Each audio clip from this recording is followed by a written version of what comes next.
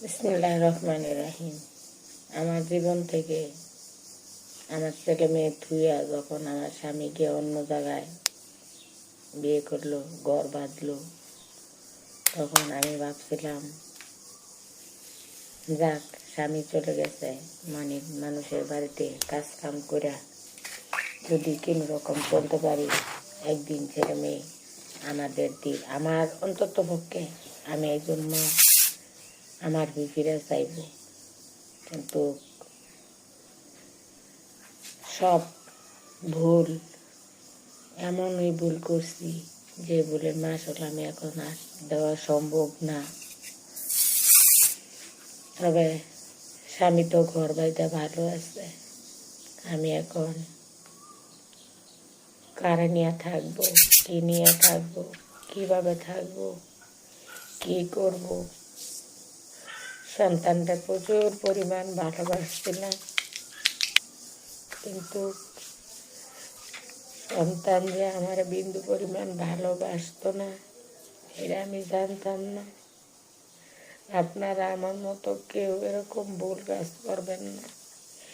নিজের একটু সময় দিয়েন, নিজের একটু ভালোবাসেন, কিন্তু আমি তো ভালোবাসতে পারলাম না আমাকে।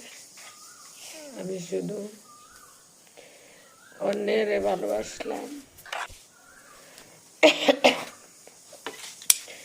আজকে এক মুঠো ভাতের জন্য আমি কার কাছে যাব, কি করব, কোথায় যাব, পথ খুঁজে না পাইয়া আজও আমি কাজ খুঁজি, কাজ খুঁজে বেড়াই, এবং কাজ করে এক মুঠো ভাত খাইতে হয়।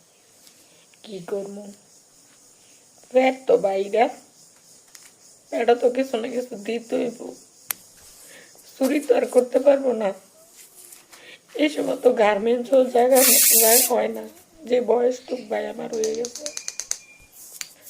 ৪৫ বছর বয়সে কোনো নারী গার্মেন্টসে নিব তো না। আর যে সময় ছেলে মেয়েদেরকে নিয়ে কাটাইছি, সেই সময় তাদের আমি এক মুঠো ভাত দেওয়ার জন্য আমি গার্মেন্টসে চাকরি করছি।